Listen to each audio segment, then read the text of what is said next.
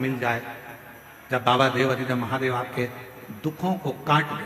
हम तो यहां तक कहते हैं लोगों से कि आप सीहोर कुबेरेश्वर धाम आ रहे हो तो वहां ऐसे मत आओ, पहले आप अपने घर के पास में जो शंकर जी का मंदिर है वहां जल चढ़ाना प्रारंभ करो और बाबा से प्रार्थना करना चालू करो कि मेरा ये दुख काटो।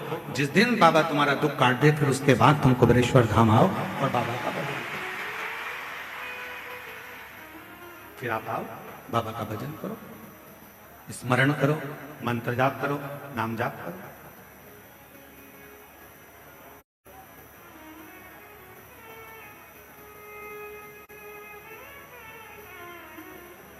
आपकी और हमारी आदत क्या है? मेरा बेटा अमरनाथ जा रहा है, मेरा पति केदारनाथ जा रहा है, मेरी पत्नी मेरी बेटी अमरनाथ केदारनाथ जा रही है।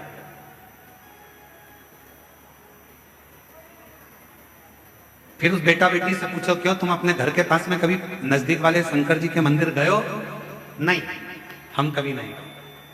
अब ईमानदारी से बोलो, जब तुम पास में शंकर जी का शिवालय है, पास में शंकर जी का मंदिर है, वहां एक लोटा जल चढ़ाने नहीं गए और केदारनाथ और अमरनाथ में भगवान को ढूंढने जाओगे तो बाबा भोलेनाथ मिलेगा। और हमारी बात बिल्कुल मत मानो, बिल्कुल हमारी बात मानने की जरूरत नहीं है। आप तो महाभारत का चरित्र देखिए, महाभारत के चरित्र में जब युधिष्ठिर, नकुल, सहदेव, अर्जुन, भीम सब भगवान कृष्ण के सामने हाथ जोड़कर खड़े हो गए और कह दिया कि हमारा तो पूरा वैभव चलेगा, जुए में हम सब कुछ हार गए, कुछ भी नहीं, हमारा संपूर्ण वैभव चलेगा। जुए में हम सब कुछ हार चुके हैं, हमारे पास में कुछ नहीं, कुछ भी। इस पर्दे को खोल दो ना थोड़ा सा, तो लोग कम से कम पीछे से देख लेंगे क्या दिखा है।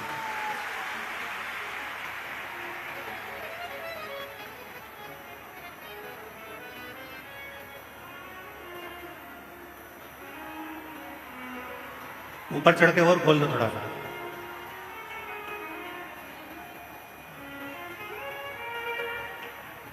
और निवेदन है कि वहां कोई खड़ा नहीं रहेगा, नीचे बैठ के सब सुनना और चुप रहकर सुनना।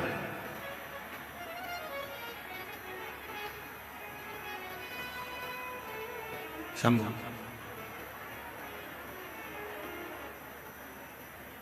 आप हमारी बात को ना मानकर आप तो महाभारत का चरित्र लेकर आओ। गीता प्रेस गोरखपुर के महाभारत का पूरा एक आनंदमय चरित्र को लेकर आइए और उस महाभारत के चरित्र को घर में बैठकर थोड़ा सा पढ़ो।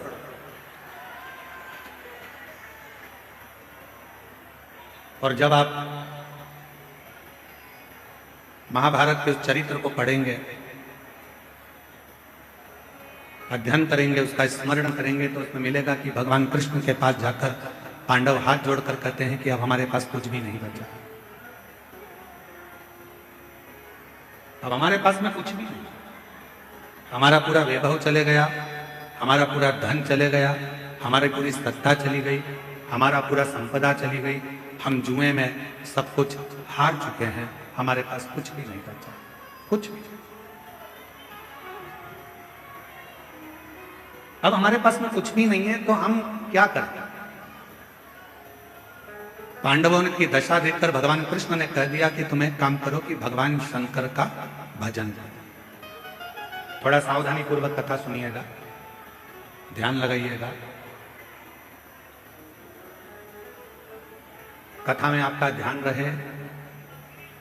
बहुत दूर दूर से आप लोग आए हो और बाबा की कथा सुनने के लिए आए हो। आपके पास में अगर कोई खड़ा भी है तो उसके पांव पड़ लो, हाथ जोड़ लो और उसको नीचे बिठाकर कह दो थोड़ी देर चुप हो जा, 2 घंटे के बाद जितना बोलना है बोलते रहना। उसके पांव पड़कर उसको नीचे बिठाकर कह दो 2 घंटे चुप हो जा, उसके बाद में तू बोल लेना जितना बोल, और नीचे बैठ जा। कथा कर रही है, शिव कथा वर्णन कर रही है। पांडव विनय कर रहे हैं, हम क्या करें? महाभारत का वन पर्व कह रहा है, भगवान कृष्ण ने कह दिया कि तुम शिव की आराधना करो, भगवान शंकर की साधना करो। शिव की आराधना, हाँ। भगवान शंकर की साधना, हाँ।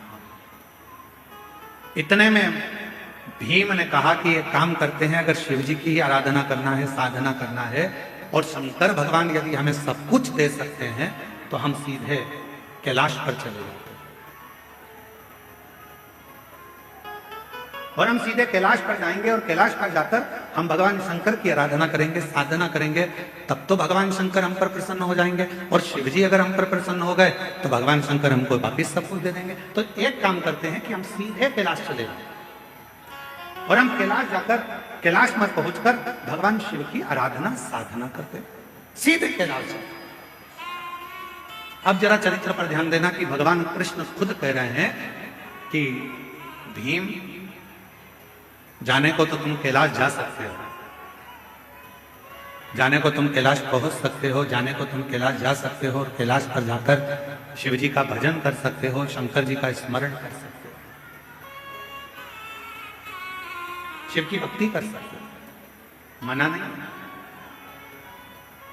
पर हम जानते हैं तुम सीधे अगर कैलाश तक पहुंच भी गए, मालूम पड़े मुख्यमंत्री के दरवाजे तक पहुंच भी गए, प्रधानमंत्री के दरवाजे तक, राष्ट्रपति के दरवाजे तक पहुंच भी गए, और वहां जाकर खड़े होकर तुम आवाज लगा रहे हो कि भैया जाकर बोलो मैं आया हूं, तो द्वारपाल पूछेंगे तुम कौन हो?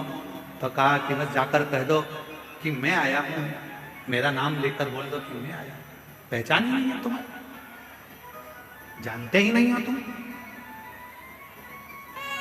प्रधानमंत्री के पास द्वारपाल जाकर बोल भी देगा कि कोई राम प्रकाश आया है आपसे मिलने के लिए, प्रधानमंत्री जी बोलेंगे कि कौन राम प्रकाश? मुख्यमंत्री से जाकर कहा कोई कमलेश आया है, कौन कमलेश? उसको पहचानेंगे क्या? नहीं है पहचान। वापिस आ गया, दरवाजा खटखटा। भगवान कृष्ण कह रहे हैं भीम, कैलाश पर जाकर भजन करना सरल है, पहुंच जाओगे, बैठ जाओगे, पुकार लोगे, विनय कर लोगे, निवेदन कर लोगे, बाबा को बार बार पुकार लोगे, पर याद रखना वहां बाबा तुम्हारी पुकार को सुन भी लेंगे तो भी तुम्हें कुछ दे नहीं पाएंगे, कुछ दे नहीं पाएंगे। इसलिए एक काम करो, 12 वर्ष के लिए तुम जब वन में भ्रमण करोगे, इन 12 वर्ष में प्रतिदिन का एक नियम बना लो कि एक पार्थिव शिवलिंग का निर्माण करना है, पूजन करना है। नजदीक में कोई शंकर जी का शिवलिंग है, वहां जाकर आराधना करना है। 12 वर्ष के वन में तुम 12 वर्ष तक जब वन में रहो तो 12 वर्ष के वन में केवल शंकर की आराधना करना, शिव मंदिर तक जाना, शिवालय की पूजन करना, पार्थिव पूजन करना और शंकर का स्मरण। 12 वर्ष तक शंभू, 12 वर्ष तक तुम शिव का भजन, 12 वर्ष। हम सीधे अगर कैलाश चले जाएं और कैलाश में जाकर अगर भगवान शंकर से मिले तो मिल जाएंगे, मिलेंगे, ऐसा नहीं कि नहीं, पर नहीं दे पाए, नहीं दे पाए।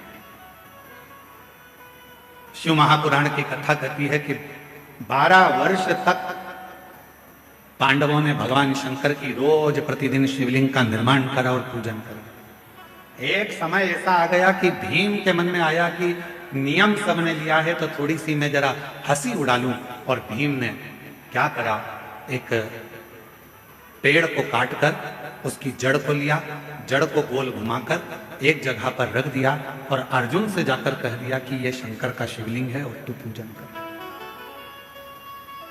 अर्जुन को नहीं मालूम था कि यह शंकर का शिवलिंग है या जड़ है, उसने तो शिवलिंग मान लिया। और अर्जुन ने शिवलिंग मानकर उसकी आराधना कर ली, साधना कर ली, जल चढ़ा लिया, पूजन कर ली, बेलपत्र चढ़ा दी, भक्ति कर ली, पंचाक्षर मंत्र का जाप कर लिया, षडाक्षर मंत्र बोल लिया, ओम नमः शिवाय बोल लिया, नमः शिवाय बोल लिया। अर्जुन ने बारंबार शिव जी को प्रणाम कर लिया, दंडवत कर लिया। थोड़ी देर बाद भीम आकर बोलता है, जिस शिवलिंग पर तुमने जल चढ़ाया अर्जुन, जिस शिवलिंग पर तुमने बेलपत्र चढ़ाया अर्जुन, जिस शिवलिंग को तुमने भोग लगाया अर्जुन, जिस शिवलिंग को तुमने नमः शिवाय कहा अर्जुन, जिस शिवलिंग को तुमने षडाक्षर मंत्र ओम नमः शिवाय का स्मरण जाप किया है, जिस शिवलिंग के सामने, ये शिवलिंग नहीं है अर्जुन, ये तो मैंने एक पेड़ की जड़ को उठाकर रख दिया था और ये शिवलिंग नहीं है। तुम चाहो तो मैं अभी इसको उठाकर दूर फेंक कर बता देता हूं। इतने में अर्जुन ने कहा, भीम भले तुमने पेड़ की जड़ काट कर रखी हो, पर मेरा विश्वास करता है कि मैंने जल चढ़ाते समय इसको शंकर मान लिया, तो ये वृक्ष की जड़ भी शंकर है।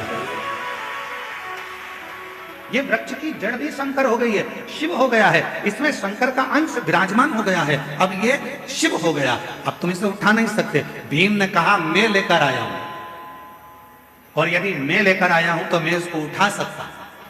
अब भीम अर्जुन से कहता है, देखो मैं अभी उठाकर बताता हूं। भीम ने उस जड़ को उठाने का प्रयास करा, खूब प्रयास करा, पर वो जड़ तिल मात्र भी हिल ना सकी। तब भीम ने हाथ जोड़ लिए कि यहां शंकर विराजमान हो। भटक लो। शिव थोड़ी परीक्षा लेते हैं।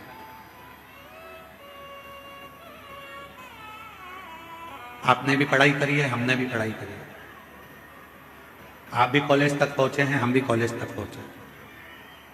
जब छोटी एग्जाम होती थी स्कूल में, त्रिमासिक 3 महीने की, 6 मासिक, बोलो सही है, 6 महीने की, और इसके बाद 12 मासिक 12 महीने की एग्जाम होती थी, परीक्षा होती थी। छोटी एग्जाम 3 महीने में हो जाती थी, फिर 6 मासिक, इसके बाद में 12 मासिक परीक्षा, वार्षिक परीक्षा हो जाती थी। धीरे धीरे जब हम रोज प्रतिदिन भगवान शंकर के मंदिर में 1 लोटा जल चढ़ाते हैं, तो धीरे धीरे मेरा भोले बाबा आपकी रोज थोड़ी थोड़ी परीक्षा लेता रहता है, और उन परीक्षा में हमको पास करते रहता है। और एक बार जब हमारी जिंदगी की पूर्ण परीक्षा हो जाती है, तो मेरा भोलेनाथ फिर वार्षिक परीक्षा का रिजल्ट तुम्हारे हाथ में दे देता है। फिर मेरा शिव, मेरा शंकर, मेरा उघड़दानी, त्रिकालदर्शी, फिर वो रिजल्ट तुम्हारे हाथ में देता है।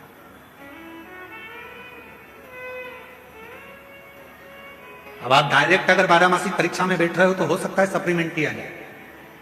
डायरेक्ट 12 मासिक की परीक्षा में बैठ रहे हो तो हो सकता है कि आप फेल हो जाएं, सप्लीमेंट्री आ जाए। पर धीरे धीरे यदि आपने त्रिमासिक दी तो तुमको उसमें ये ज्ञात हो गया कि परीक्षा कैसे होती है, बैठना कैसे चाहिए, लिखना कितना चाहिए, कितने प्रश्न भरना चाहिए, कैसे क्वेश्चन आएंगे, उत्तर कैसे लिखना है। 6 मासी परीक्षा में और सीख गए, 12 मासी में तुम पूरा सीख गए, और परीक्षा देकर उत्तीर्ण होकर तुम आगे बढ़ गए। शिव पुराण कर रही है। कई लोग कहते हैं कि केदारनाथ गए, अमरनाथ गए, फिर उनसे पूछा कि तुम अपने घर के नजदीक में कोई शंकर जी के मंदिर जाते हो, घर के नजदीक में शंकर के शिवालय तक जाते हो, घर के नजदीक में तुम 1 लोटा जल चढ़ाने जाते हो? तो कहा नहीं, हम सीधे अमरनाथ आए हैं, हम सीधे केदारनाथ आए हैं। तो याद रखना, तुम जा जरूर जाए, तुम पहुंच जरूर रहे हो, पर मेरा भोले बाबा वहां तुम्हें मिलने वाला नहीं है। तुम मात्र वहां तक जाओगे, दर्शन करोगे, आ जाओ, प्राप्ति नहीं हो। प्रतिदिन चढ़, एक पत्र अच्छा है।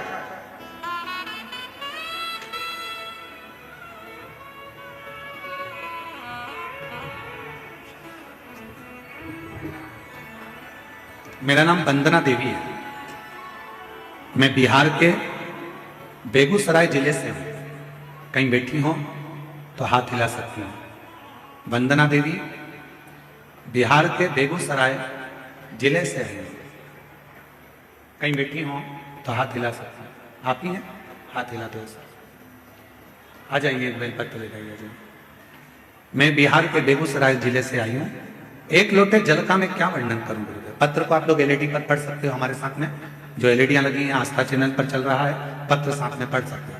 1 लोटे जल का मैं क्या वर्णन करूँ बाबा? मुझे क्या नहीं दिया, मुझे वो सब दे दिया जिसका मुझे आस नहीं था। गुरुदेव, मेरे पति का इलेक्ट्रॉनिक का शोरूम था। एक दिन सुबह में हमें पता चला कि हमारे दुकान में शॉर्ट सर्किट की वजह से आग लग गया था। गुरुदेव, करोड़ों रुपए का नुकसान हो गया, हम लोग जीरो पर आ गए। फिर मेरे पति को टेंशन होने लगा, जिसके कारण मेरे पति बहुत बीमार रहने लगे। एक आदमी घर पर आया देखने, मेरे पति को फिर बोला कि ऐसे बैठने से तबीयत और खराब होगा, आप फिर से दुकान खोल लीजिए।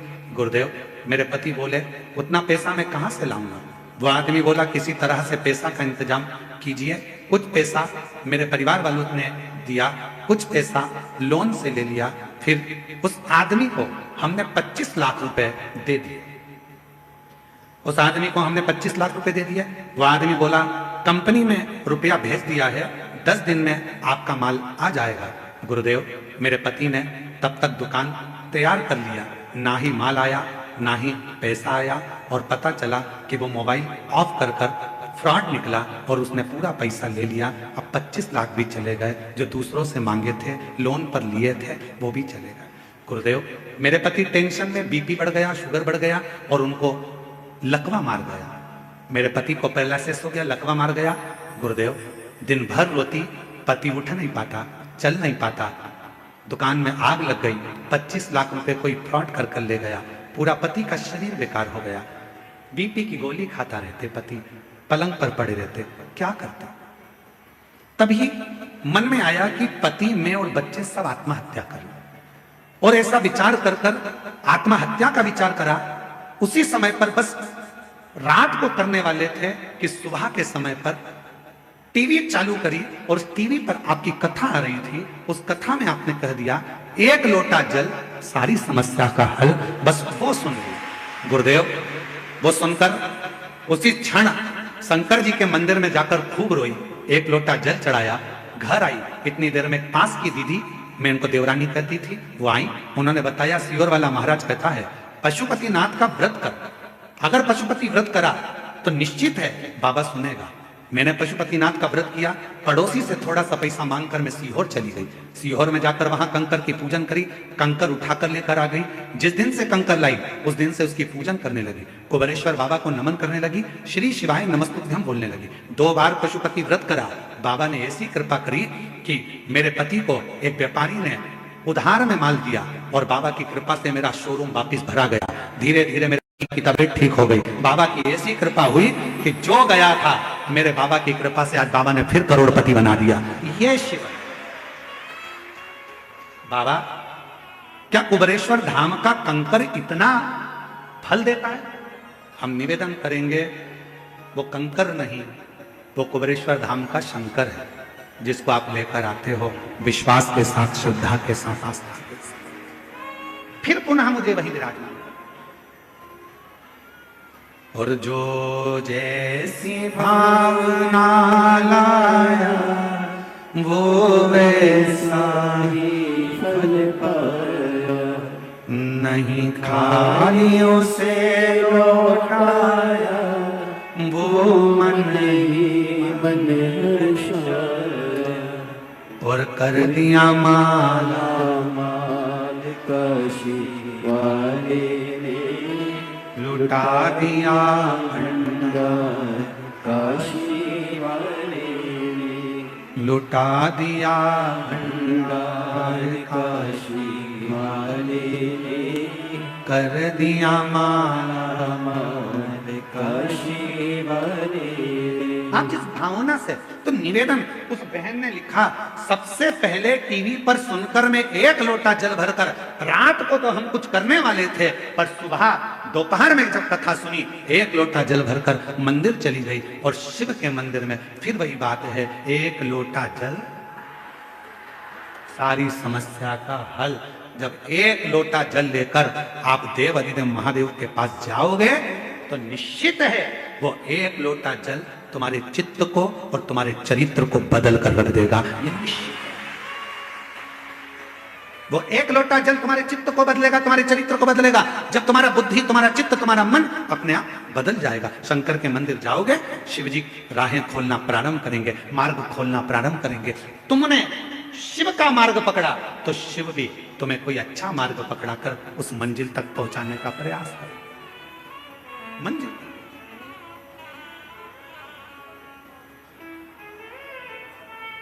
इसीलिए आपको कथा में कहा था, वो लाइन तो आपको भी याद होगी, ऐसे दयालु सब बोलो, सब रिश्ता बनाए, ऐसे दयालु नाथ से रिश्ता बनाए, मिलता रहेगा आपको जो कुछ भी चाहिए, मिलता रहेगा आपको जो कुछ भी चाहिए। ऐसा करिश्मा होगा जो हुआ कभी नहीं, ऐसा करिश्मा होगा जो हुआ कभी नहीं। मांगा है भोलेनाथ से वरदान एक ही, मांगा है भोलेनाथ से बोलो बोलो वरदान एक ही। मांगा है भोलेनाथ से वरदान एक ही, मांगा है भोलेनाथ से वरदान एक ही। तेरी कृपा बनी रहे जब तक है जिंदगी, तेरी दया बनी रहे जब तक है जिंदगी। जब तक ये शरीर है, ऐसी कृपा तुम्हारी हो। शिव के मंदिर अमरनाथ जाओ, केदारनाथ जाओ, सोमनाथ जाओ, चाहे काशी जाओ, चाहे वेद्यनाथ जाओ, चाहे तुम्हारी मर्जी पड़े कुबेरेश्वर धाम जाओ, पर निवेदन है उसके पहले अपने घर के पास में जो शंकर का मंदिर है वहां जाना प्रारंभ करो। जिस दिन तुम वेद्यनाथ, केदारनाथ, कुबेरेश्वर जाओगे उस दिन भोले बाबा तुम्हारे स्वागत में राहें बिछाकर, नयन बिछाकर खड़े रहे। अब जाओ तो जान ना पहचान, जम के बोलो जरा, तू मेरा मैं मान। हम तो पहचानते ही नहीं है, तुम गए सीधे पहुंच गए। आओ, और तुम जाते से कह दो तुम्हारे पास में जो माता बैठी है और तुमसे कह दे तुम्हारे पास में जो महिला बैठी है वो कह मैं तो तुम्हारी समधन हूं। अब इतने में बोले तू मेरी समधन कैसी, जरा बता तो जरा। फिर वो रिश्तेदारी बताए, समधन ऐसी बनी, वैसी बनी, वैसी बनी, वैसी बनी। तो इतने में पड़ोसन ने कह दिया चूल्हा में जाए ऐसी समधन। क्या करना हमको इसी समधन का? अरे रिश्ता तो ठीक बनाओ, रिश्तेदारी तो ठीक करो। कोई बड़ी बीमारी हो जाती है और बड़े शहर में जाकर इलाज कराते हो तो पहले उससे पहले बड़ा शहर का डॉक्टर कहता है कि तुमने पहले कहां कहां दिखाया वो बताओ। बोलो सही है कि गलत है? पहले बताओ कहां कहां दिखाया, फाइल लाओ। फिर तुम फाइल लाओगे साहब, हमने ये बेगूसराय दिखाया था, फिर हम पटना गए, फिर पटना के बाद हम यहाँ दिल्ली आए हैं, अब ये दिल्ली में आपको दिखा रहे हैं। फिर दिल्ली में अगर काम नहीं होता मुंबई जाएंगे, मुंबई में दिखाएंगे। तुम पहले अपने गांव में दिखाए, गांव से फिर बड़े पटना तक पहुंचे, पटना से फिर दिल्ली तक पहुंचे। उसी तरह धीरे धीरे बढ़ोगे। फाइल आखिरी में बड़ा डॉक्टर देखेगा तो देख कर कहेगा कि लाओ अब फाइल में देखता हूं, और पीछे के सारे रिकॉर्ड देखने के बाद फिर वो निर्णय देगा कि तुमको ये बीमारी है और इसका इलाज यहाँ हो सकता है, तुम चिंता मत करना, मैं तुम्हें ठीक कर कर भेज दूंगा, बिल्कुल चिंता मत करो, तुम्हें आराम। क्या मतलब फिर डायरेक्ट पहुंच गए तुम तो?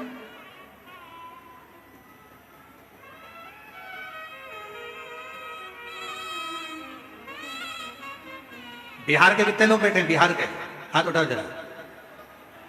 वो धर लो दादा, धर लो, वापिस धर लो, तुम तो वापिस वापिस। झारखंड के कितने बैठे? जरा हाथ उठाओ। अरे तुम भी रख लो, नीचे रख लो, तुम धरो नीचे, वापिस। अच्छा ये बात बताओ कि चुनाव करके डायरेक्ट आ गए हो क्या? अब वोटिंग डाले और चल दिए यहाँ।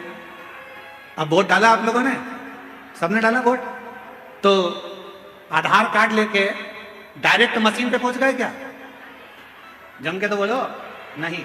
पहले आधार कार्ड बाहर वाले को दिखाया, बाहर वाले ने फिर अंदर वाले को, एक टेबल पे गए, फिर दूसरे वाले के पास, बोलो बोलो सही है, दूसरे वाले के पास, फिर तीसरे वाले के पास गए, फिर मैं निशान लगाया, निशान लगाने के बाद फिर तुम्हें अंदर भेजा, फिर जाकर तुमने मशीन का खटका दबाया। अगर तुम डायरेक्ट पहुंच जाते तो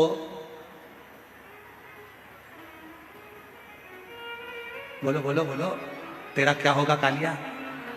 डायरेक्ट पहुंच जाते तो फिर क्या होता? 1 महीने तक तुम्हें छोड़ा नहीं जाता, बंद करके धर दिया जाता। छोड़ते नहीं, इसलिए धीरे धीरे गए। यहाँ दिखाया अंदर प्रवेश, टेबल पे दिखाया, रजिस्टर पे चढ़ा, फिर वहां गए, फिर उसने टिक लगाया, फिर आगे गए, फिर तुम्हारा चेहरा मिलाया, फिर इसके बाद उसने शाही लगाई, फिर जाकर तुम्हारे निशान लगने के बाद तुमने बटन दबाई। उसी तरह सबसे पहले अपने घर के पास के शिवलिंग पर जल चढ़ाना प्रारंभ करो, फिर बाबा धीरे धीरे तुमको आगे बढ़ाता जाएगा। और एक दिन मेरा केदारनाथ, मेरा वैद्यनाथ, मेरा विश्वनाथ तुम्हें बुलाता है, फिर बुलाता। आइए बहन।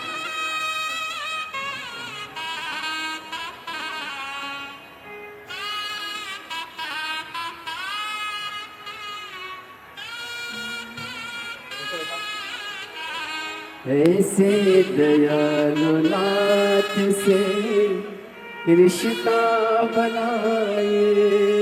पूरा इलेक्ट्रॉनिक का शोरूम जल गया था।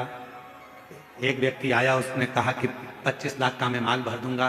परिवार से मांग कर और लोन लेकर 25 लाख दिए, वो लेकर चले गया, मोबाइल बंद कर लिया।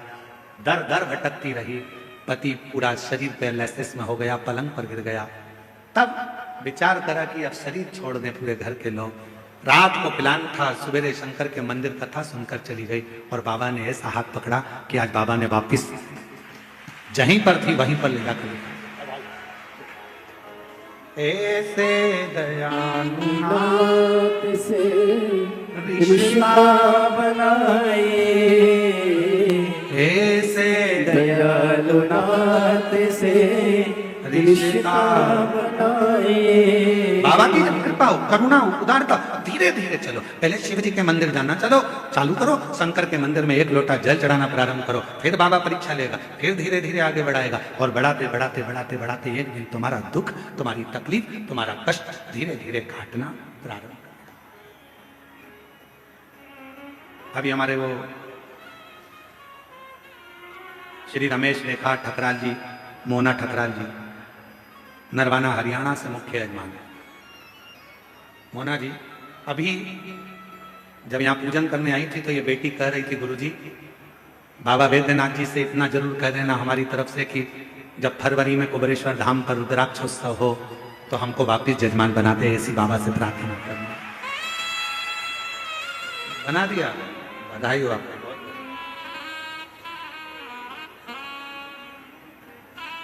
ऐसी शिव से प्रार्थना वो कराए,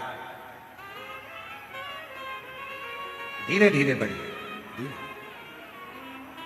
भजन करते करते, भगवान का मंत्र जाप करते करते, नाम जाप करते हुए, स्मरण करते हुए आगे सीधे नहीं। भीम ने तो ये सोच लिया था कि मैं कैलाश जाऊंगा, भगवान शंकर की आराधना करूंगा, शिव जी से आराधना कर कर मेरा खोया हुआ जितना राज्य है, जो खोया हुई संपदा है, जो मेरा पूरा राज्य चले गया, सब कुछ खो गया, उसको मैं वापस प्राप्त कर लूंगा।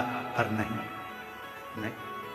भगवान कृष्ण ने कहा ऐसा मत करो, रोज पार्थिव पूजन करो, रोज शिव जी के मंदिर में 1 लोटा जल चढ़ाओ, रोज शंकर का भजन करो, रोज। हम क्यों कहते हैं कि अपने घर के दरवाजे पर श्री शिवाय नमस्तुभ्यम लिख दो, अपने घर के दरवाजे पर एक स्टिकर ले जाकर चिपका दो, गाड़ी पर एक स्टिकर चिपका दो श्री शिवाय नमस्तुभ्यम का, दरवाजे पर चिपका दो। क्यों?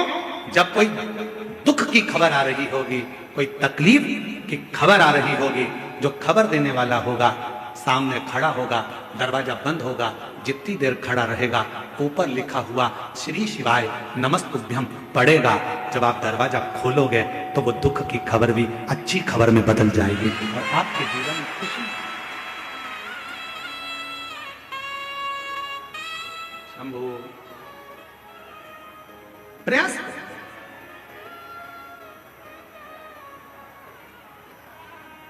जब आप भजन करें, स्मरण करें, मंत्र जाप करें, नाम जाप करें, नाम कीर्तन करें, जब आप श्री शिवाय नमस्तुभ्यम मुख से बोले तो ये विचार करें कि हमें धीरे धीरे बढ़ना है, धीरे। कितना तप किया था माता पार्वती जी ने? सब कुछ छोड़ दिया था, सब कुछ त्याग दिया। एकदम मेरी माता पार्वती जी ने कुछ नहीं त्यागा। मेरी माता पार्वती जी ने त्यागा था तो धीरे धीरे त्यागा था। पहले भोजन त्यागा एक समय का, फिर फलहार लिया, फलहार त्यागा, फिर पत्तों का सेवन करा, वो भी त्याग दिया, फिर केवल श्वास लेती थी, वो भी धीरे धीरे छोड़कर नासिका के एक छिद्र से माता श्वास लेती और उसी छिद्र से छोड़ देती। और एक समय ऐसा आ गया कि मां पार्वती जी ने नासिका के एक छिद्र से श्वास ले तो ली पर उसे छोड़ती ही नहीं है, उसे छोड़ती नहीं। बहुत प्रयास किया, छूट नहीं। तब भगवान शिव को लगा कि ये प्राण त्याग देगी, अब मुझे जाना पड़ेगा, अब मुझे जाना पड़ेगा और मुझे जाकर दर्शन देना पड़ेगा। इसलिए शिव महापुराण की कथा कहती है, शंकर भगवान पर जल चढ़ाने वाला, शिव के मंदिर जाने वाला, शंकर की कथा श्रवण करने वाले को भगवान देवाधिदेव महादेव उसके चित्त और उसके चरित्र को शुद्ध कर देते हैं। और जिसका चित्त और चरित्र दोनों शुद्ध हो जाता है, फिर देवाधिदेव महादेव मिलने में देरी नहीं करते। मेरे ओघड़दानी मिलते जरूर हैं जब चित्त और चरित्र श्रेष्ठ हो।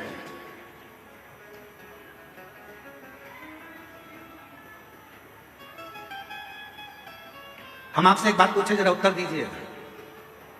आप में से कितनी माताएं जो अपने बेटे से कहती है बेटा मोबाइल देख ले? कोई बोलता है अपने बच्चे से कि मोबाइल देखो? बच्चा अपने आप मोबाइल उठाता है, देखना चालू कर देता है। आप में से कोई माता ऐसी है जो अपने बच्चे से बोलती है बेटा पान की दुकान पे जाके खड़ा हो जा? कोई माँ अपने बच्चे को नहीं कहती कि पान की दुकान पर खड़े हो जा। कोई माँ अपने बच्चे से कहती है कि तू मदिरा की दुकान चले जा। कोई माँ अपने बच्चे को मदिरा की दुकान नहीं भेजती। कोई माँ अपने बच्चे से कहती है कि तू पढ़ाई मत कर। कोई माँ अपने बच्चे से ये नहीं कहती कि तू पढ़ाई मत कर। कोई माँ ये नहीं कहती अपने बच्चे से कि तू अपने दोस्त के साथ खेलने जा। कभी माँ नहीं कहती। माँ नहीं कहती, उसके बाद भी बच्चा अपने दोस्त के साथ खेलने जाता है। माँ नहीं कहती तो भी बच्चा मोबाइल चलाता है। माँ नहीं कहती, उसके बाद भी बच्चा गलत दुकान पर जाकर खड़ा हो जाता है। माँ नहीं कहती तो भी बच्चा गलत संगत में पड़ जाता है। तो फिर विचार करिए, तुमने नहीं कहा उसके बाद भी गलत जगह पर यह बच्चा क्यों जा रहा है? यह बच्चा गलत क्यों कर रहा है? क्यों कर रहा है?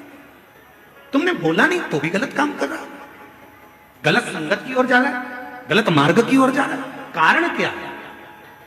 मतलब आपके घर के संस्कार उस बच्चे पर प्रभाव नहीं दे पा रहे हैं। आपके घर के संस्कार उस बच्चे को कम पड़ रहे हैं, इसलिए दूसरे की विसंगति उस बच्चे को बर्बाद करने में लग गई। दूसरे की विसंगति आपने नहीं बोला। बिना बोले बच्चा मोबाइल चला रहा है, बिना बोले बच्चा दोस्तों के साथ घूम रहा है, बिना बोले बच्चा रात को 10-10, 11-11 बजे तक आ रहा है, बिना बोले बच्चा मदिरा पान कर रहा है, बिना बोले बच्चा तंबाकू खा रहा है। खुशी तब मनाना जब बिना बोले तुम्हारा बच्चा एक लोटा जल भरकर शंकर के मंदिर जाना चालू कर दे, तब समझना कि हमारे संस्कार पोषित हुए, तब जाने हमारे संस्कार श्रेष्ठ हुए।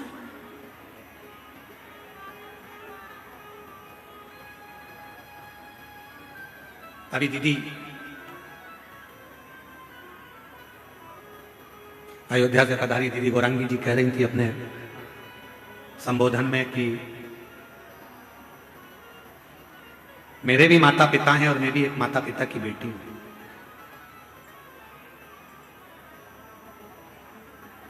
और दीदी कह रही थी किसी और वाले महाराज जी कहते हैं कि अपनी प्रत्येक बेटी को, अपने माँ बाप को कन्यादान का मौका देना चाहिए। मैं दीदी से कहना चाहूंगा, ये कन्यादान का मौका कब मिलेगा? जब माता पिता अपनी बेटी को श्रेष्ठ संस्कार देना प्रारंभ करेंगे तो वो कन्यादान का मौका अवश्य। हम मना नहीं करेंगे यार कि आप खूब अच्छे कॉलेज में बेटियों को पढ़ाओ, हमारी दिली तमन्ना होती है, हमारी खुद की इच्छा होती है कि अच्छे कॉलेज में बेटी पढ़े, अच्छी एजुकेशन करे, बड़े से बड़े शहर में रहे, सब कुछ अच्छी नौकरी करे, अच्छी जॉब करे। पर मेरा बेटियों से निवेदन है, इस संसार सागर में बहुत लोग मिलेंगे, पर तुम्हारे माता पिता जैसा दुनिया में कोई नहीं मिलेगा जो तेरे लिए हमेशा हित ही चाहते हैं, अहित नहीं। सब मिलेंगे, कोई अपना फायदा। अभी जैसे वो बहन ने लिखा, एक व्यक्ति आया कि तुम्हारी दुकान जल गई, तुम 25 लाख रुपए दे दो मेरे को, मैं तुम्हारी दुकान में माल मंगवा कर भेज दूंगा। पति तो पैरालिसिस में पड़े, सो तो कहां करे, 25 लाख ले गया, मोबाइल बंद कर ऐसे ढेर मिलेंगे जो तुम्हारा केवल उपयोग करेंगे। थोड़ा धन दिखाएंगे, थोड़ा शरीर दिखाएंगे, थोड़ा वैभव दिखाएंगे और तुम्हें गलत संगति में, विकृतियों में लेकर जाएंगे। और एक दिन जब पूर्ण तरह से तुम उसके चुंगल में आ गए, फिर वो तुम्हें बर्बाद कर कर एक दिन मारकर टुकड़े कर कर अटेची में भरकर फेंक देंगे। बहुत है।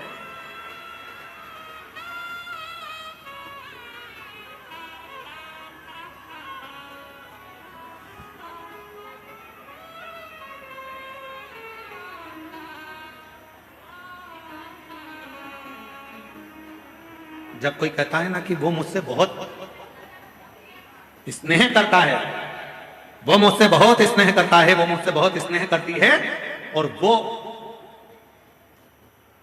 मैंने उसको अपने बातों में, अपने तरीके से उसको अपने काबू में कर कर रखा है। शिव महापुराण की कथा कहती है कि अपने जीवन को ऐसा मत बनाना कि आप किसी के काबू में रहें, आप स्वयं के काबू में रहें। स्वयं एक लाइन याद रखो, मैं चाहे ये करूं, मैं चाहे वो करूं, मेरी। कोई तुमसे कहे कि मंदिर मत जाओ, मुझे पैदा करने वाले मेरे माँ बाप हैं, मुझे पढ़ाने वाले मेरे माँ बाप हैं। कोई तुमसे कहे कि तुम मंदिर मत जाओ, कोई तुमसे कहे शिव पुराण में मत जाओ, कोई तुमसे कहे शंकर का भजन मत करो, कोई तुमसे कहे बाबा बैद्यनाथ का दर्शन करने मत जाओ, कोई तुमसे कहे कहां इनके चक्कर में पड़ी हो, क्यों बाबा उनके चक्कर में पड़ी हो, क्यों कथावाचकों के चक्कर में पड़ी हो, क्यों सीवर वाले महाराज के चक्कर में पड़ी हो, क्यों शंकर के मंदिर में जा रही हो, क्यों पशुपति व्रत कर रही हो, क्यों दरवाजे पर श्री शिवाय नमस्तुभ्यम लगा रही हो। मोहल्ले के लोग, दुनिया के लोग, रिश्तेदार लोग यदि तुम्हारे पास आकर तुम्हें इस तरह का ज्ञान दे तो उनके हाथ जोड़कर कहना, मुझे जन्म देने वाले तुम नहीं हो, मुझे पढ़ाने वाले तुम नहीं हो, मेरी परवरिश करने वाले तुम नहीं हो, मैं मेरे माँ बाप का खाती हूं, अपने विचार से जीती हूं, मैं किसी की सुनती नहीं। क्यों सुने हम, क्यों विचार करें?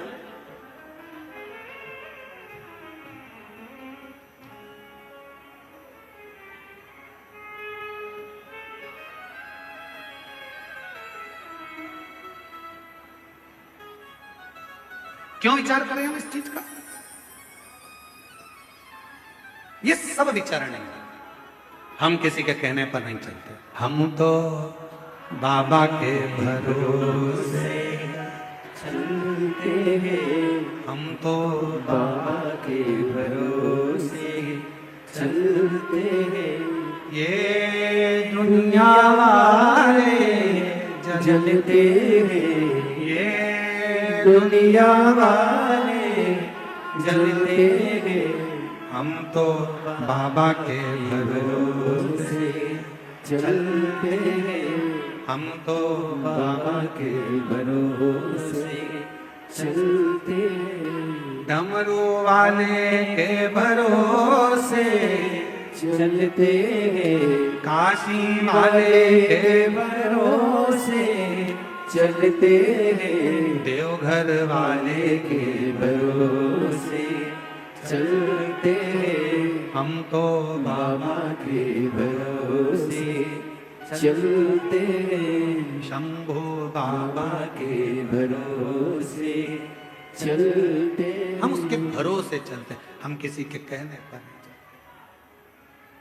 इसलिए बाबा से निवेदन करते रहो, प्रार्थना कि अब दया करो है भोलेनाथ, मस्त रहूं तेरी मस्ती में।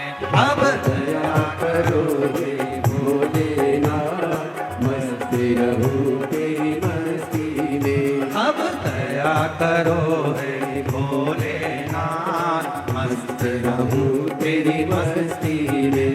अब दया करो हे भोलेनाथ, मस्त रहूं तेरी मस्ती में। मेरे सिर पर रख दो अपना हाथ, मस्त रहूं तेरी मस्ती में। ओ मेरे सिर पर रख दो अपना हाथ, मस्त रहूं तेरी मस्ती में।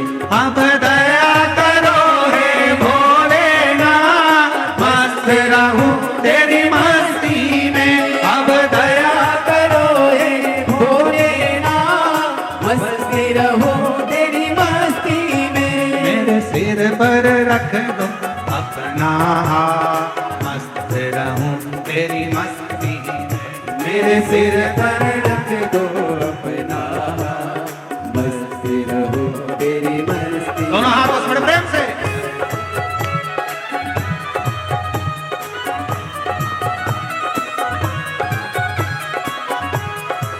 जो रोड पर बैठे हैं, बाहर दुकानों पर, गाड़ियों पर, मकानों पर बैठे हैं, वो भी दोनों हाथों से ताली बजाते हैं, सावधानी से, आनंद से।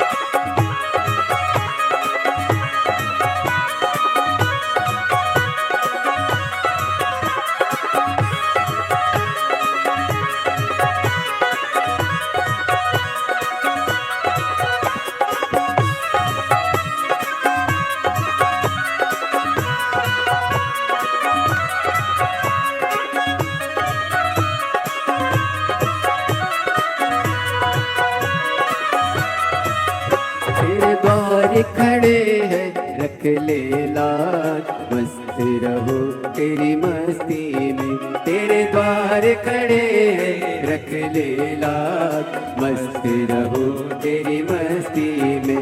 मैं तो झूम झूम के नाचूं आज, मस्त रहो तेरी मस्ती में।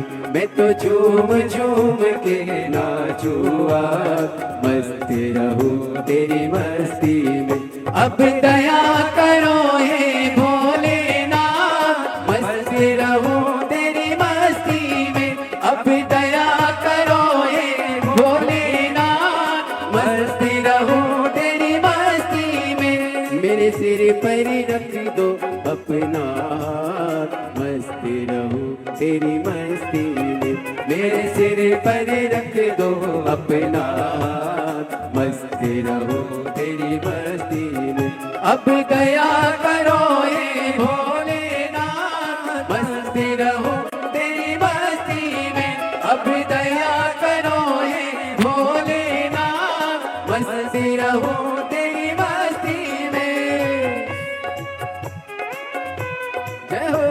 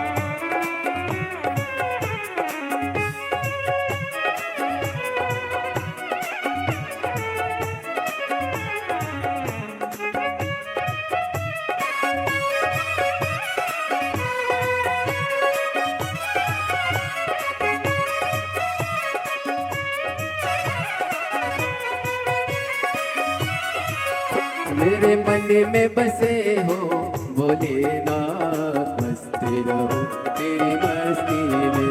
मेरे मन में बसे हो भोलेनाथ, मस्त रहो तेरी मस्ती में। मेरे मन में बसे हो भोलेनाथ, मस्त रहो तेरी मस्ती में। मेरे मन में बसे हो भोलेनाथ, मस्त रहो तेरी मस्ती में। मैं तो हर पल करूं प्रभु तेरी याद, मस्त रहो तेरी मस्ती में। मैं तो हर पल करूं प्रभु तेरी याद, मस्त रहो तेरी मस्ती में। अब दया करो हे भोलेनाथ, मस्त रहो तेरी मस्ती में। अब दया करो हे भोलेनाथ, मस्त रहो तेरी मस्ती में। मेरे सिर पर पर रख दो अपना हाथ, मस्त रहो तेरी मस्ती में। हो मेरे सिर पर रख दो अपना हाथ, मस्त रहो तेरी मस्ती में। अब दया करो हे भोलेनाथ, मस्त रहो तेरी मस्ती में। अब दया करो हे भोलेनाथ, मस्त रहो तेरी मस्ती में।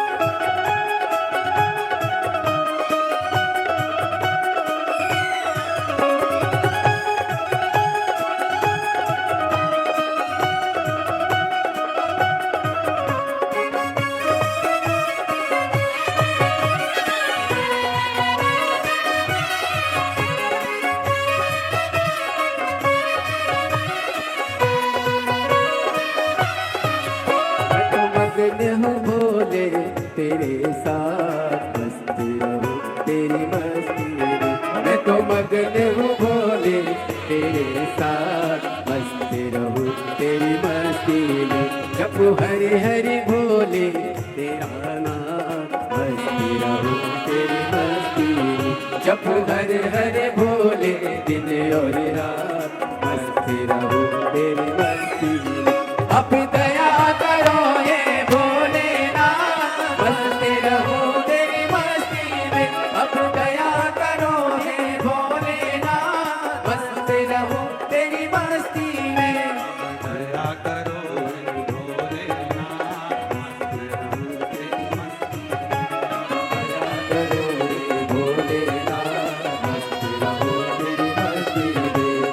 दया करो हे भोलेनाथ, मस्त रहो तेरी मस्ती में। अब दया करो हे भोलेनाथ, मस्त रहो तेरी मस्ती में। अब दया करो हे भोलेनाथ,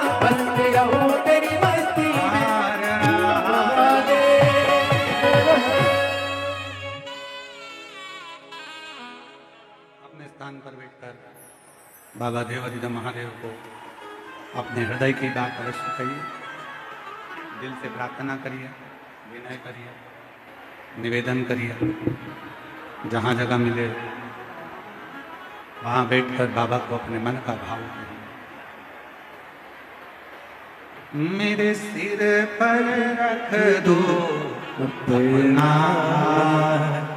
मस्त रहो तेरी मस्ती में। मेरे सिर पर रख दो अपना, मस्त रहो तेरी मस्ती में। अब दया करोगे भोलेनाथ, मस्त रहो तेरी मस्ती में। आज सोम प्रदोष है, बड़े भाग्यशाली हैं आप सभी। 17 तारीख को आज सोम प्रदोष है और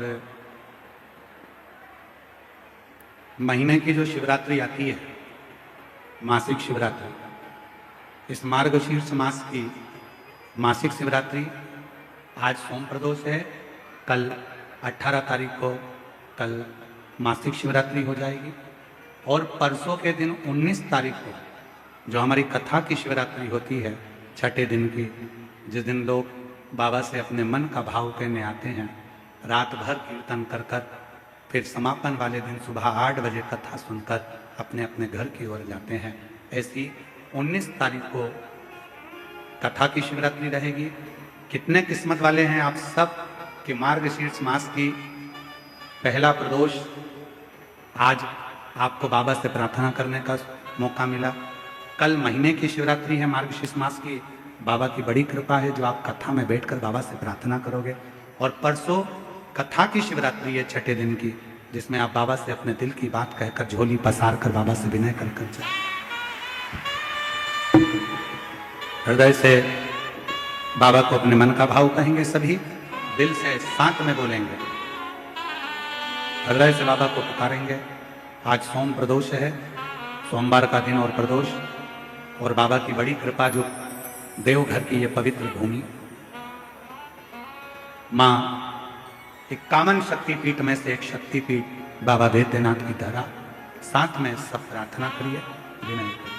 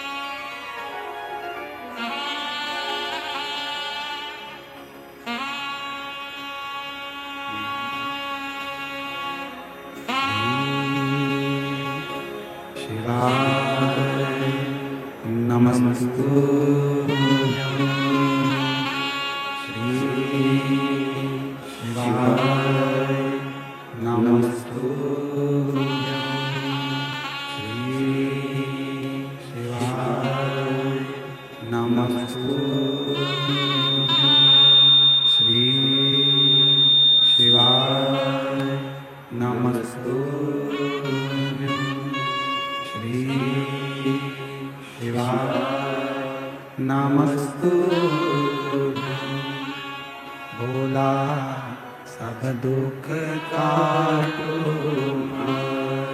ओ भोला सब दुख काटो। शिव शंकर जपो तेरी माला, भोले बाबा जपो तेरी माला, भोला सब दुख काटो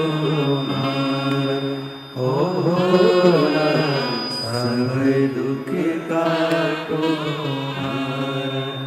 देश है मंगल मंगलकारी, देश है मंगल मंगलकारी, शमशान वासी हमारा, शमशान वासी हमारा ओ भोला सब दुख काटो ओ भोला सब दुख काटो।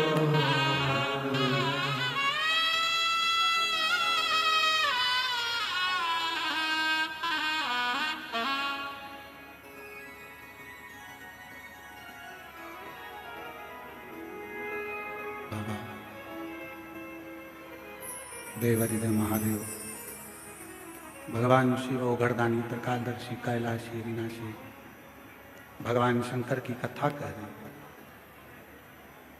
शिव महापुराण की कथा वर्णन कर रहे हैं।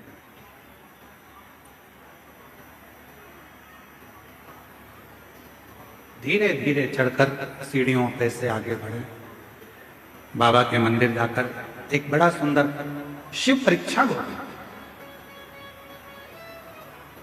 अभी आपको कथा में कहा जैसे 3 महीने की परीक्षा होती है, 6 महीने की परीक्षा होती है, फिर वार्षिक परीक्षा होती है। उसी तरह बाबा परीक्षा जरूर लेते हैं। जब आप भगवान शंकर के मंदिर जाना चालू कर देंगे, शिव जी को जल चढ़ाना प्रारंभ कर देंगे, शंकर का भजन करना प्रारंभ कर देंगे, श्री शिवाय नमस्तुभ्यम बोलना प्रारंभ कर देंगे, तो धीरे धीरे बाबा परीक्षा लेकर हमारे को पास करना प्रारंभ कर देगा।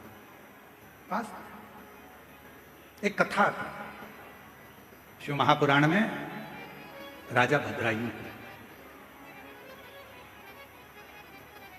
एक राजा भद्रायु हुए जिनके माता पिता भगवान शंकर के परम भगत थे, पर पूर्व के कर्म के अनुसार माता के भी प्राण चले गए और सब कुछ नष्ट हो गया। कोई पूर्व का कर्म हमारा होता है जिसके कारण बस मिलता तो बहुत है परंतु हम उसको सत मार्ग में नहीं लगा पाते और जिसके कारण बस हमारा धन गलत मार्ग की ओर चला जाता है। पूर्व के कर्म के अनुसार। और कभी कभी ऐसा होता है कि कोई अच्छा कर्म हमारी जिंदगी का होता है जिस कर्म के कारण बस हमारा जीवन सार्थक हो जाता है, सरल हो जाता है। एक कथा आती है राजा भद्रायु की। राजा भद्रायु ने भगवान शिव की आराधना करी, साधना करी, क्योंकि माता पिता के जो संस्कार थे वो राजा भद्रायु के पास में। और हम निवेदन करें आप सबसे कि बच्चों को कार भले ना दिलाओ पर बच्चों को संस्कार जरूर दिलाओ। हो सकता है कि कार दिलाओगे और एक दिन बच्चा बेचकर खा जाए, वो कार तुम्हारी समाप्त हो जाए, पर निवेदन है यदि श्रेष्ठ संस्कार बच्चे में होंगे तो वह हमारे जीवन को सार्थक जरूर करें। श्रेष्ठ संस्कार।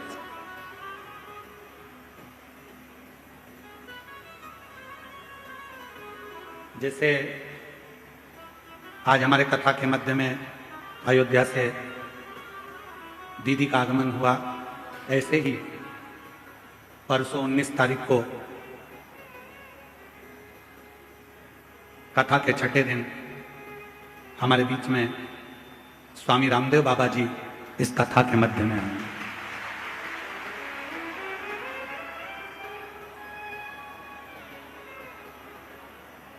परसों 19 तारीख को स्वामी रामदेव बाबा जी कथा के बीच में आएंगे। साथ ही आस्था चैनल के सीईओ माननीय प्रमोद जोशी जी साथ में आएंगे और स्वामी जी के ही कार्य को निरंतर रूपांतरित करने वाले, जिन्होंने इस देवघर की कथा को बहुत सभी से मिलकर साध कर इस कथा को देवघर में अग्रण्य भाव में करवाया, ऐसे के तिजारा वाला जी वो भी इस पवित्र कथा में पहुंचेंगे और बाबा की इस नगरी में संतों का एक आनंद इस कथा का रसतत्व ग्रहण करें।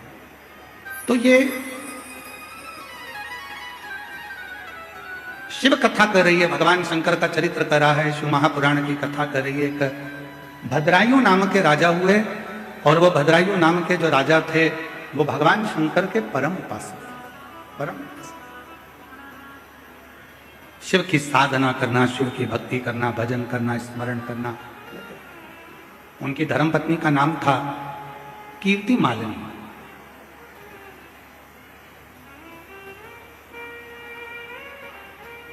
भद्रायु जैसे थे वैसे ही कीर्ति मालिनी भी थी, वैसे ही कीर्ति मालिनी।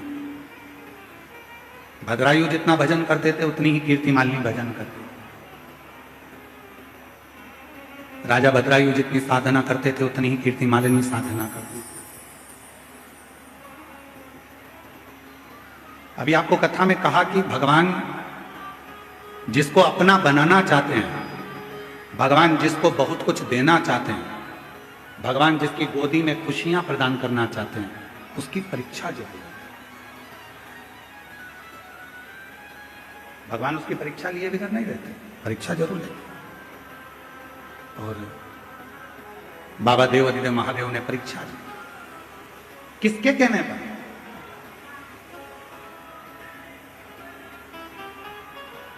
स्कंद पुराण का 531वें नंबर का प्रश्न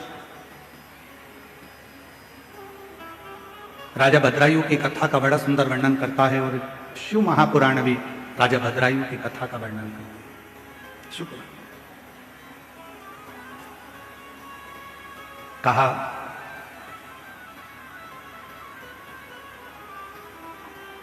एक बार मां जगत जननी जगदम्बा अंबा भवानी मां पार्वती जी अपनी दो सहेलियों के साथ जा रही थी।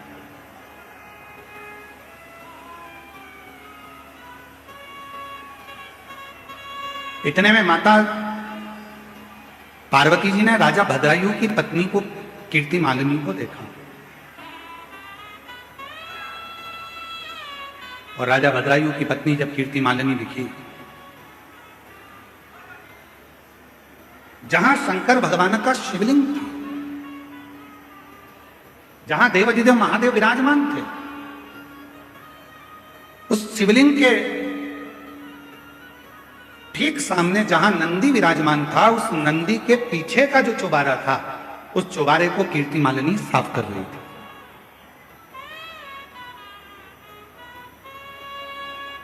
पार्वती जी की दृष्टि चली गई और मां जगत जननी जगदम्बा अंबा भवानी ने, माता पार्वती जी ने देखा तो अपनी सहेली से पूछा कि ये है कौन है ये जो भगवान शंकर के मंदिर में पोछा लगा रही है, झाड़ू लगा रही है, सेवा कर रही है, आखिर ये है कौन? पार्वती जी की सहेली के मुख से निकल गया, ये राजा भद्रायु की पत्नी कीर्ति मालिनी। राजा भद्रायु, हाँ, शिव का परम उपासक, भगवान शंकर की अविरल भक्ति को वो धारण करता है, शिव जी का भजन करता है, शिव नाम में डूबा रहता है। भगवान शंकर के सिवाय उसका मन कहीं लगता ही नहीं है। शिव शिव शिव शिव दिन रात रटता रहता है। ऐसा कोई क्षण नहीं जाता जिस क्षण में वो भगवान शंकर का भजन ना करता। प्रत्येक क्षण, प्रत्येक पल, प्रत्येक घड़ी वो शिव भक्ति में डूबा है। यहां तक नाम जप इतना ज्यादा करता है कि सिर भी नहीं। वो एक श्रीमद् भागवत में एक उद्धव संवाद में एक लाइन आती है, महाराज सर झुकाने की फुर्सत नहीं है, ऐसी एक लाइन उद्धव चरित्र में कथाकार बड़ी सुंदर उसको गाते हैं। यहाँ दम दम होती है पूजा, सर झुकाने की फुर्सत नहीं है, ये तो प्रेम की बात है। धीरे आ रहा है। सर झुकाने की फुर्सत नहीं है, ये तो प्रेम की बात है। वो तो बंदगी तेरे बस की नहीं है। बस उसी तरह राजा भद्रायु का चरित्र कर रहा है, उसी तरह भद्रायु का चरित्र वर्णन कर रहा है। शीश भी नहीं झुकाता भद्रायु, शिव नाम में लगा रहता है, भगवान शंकर के भक्ति में लगा रहता है, भगवान शंकर के मंत्र जाप में लगा रहता है। पार्वती जी ने पूछा भद्रायु कौन? सखी ने कहा शंकर का भक्त। और एक लाइन सखी ने और कह दी पार्वती जी से कि तुम्हारी भक्ति भद्रायु की भक्ति के आगे तो शून्य है।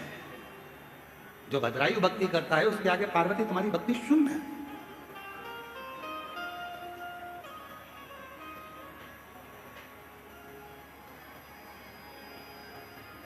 और दुनिया की बड़ी विडंबना है महाराज,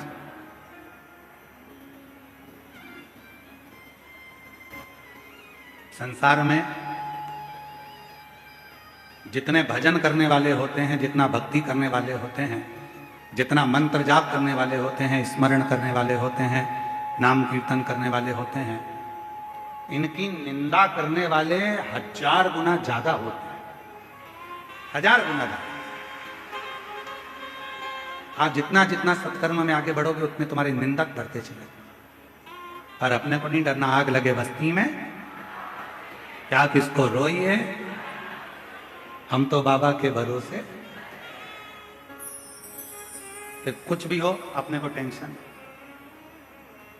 अब भद्रायु भजन करने वाला, भद्रायु राजा भगवान की भक्ति करने वाला, और पार्वती जी की दृष्टि पड़ गई और पार्वती जी की सहेली ने कह दिया तुम्हारी भक्ति राजा भद्रायु के आगे तो शून्य है, शून्य। अब जब इतनी बड़ी बात पार्वती जी को मिलेगी तो पार्वती जी का तो हृदय जल गया। पार्वती जी ने कहा ऐसा होता है क्या? मैंने कहा शिव जी की भक्ति को धारण करा है, शंकर की भक्ति को मैंने किया है और मैंने शिव जी को प्राप्त करा है। मेरी भक्ति के आगे क्या भद्रायु की भक्ति श्रेष्ठ है? पार्वती जी अपने घर चली गई।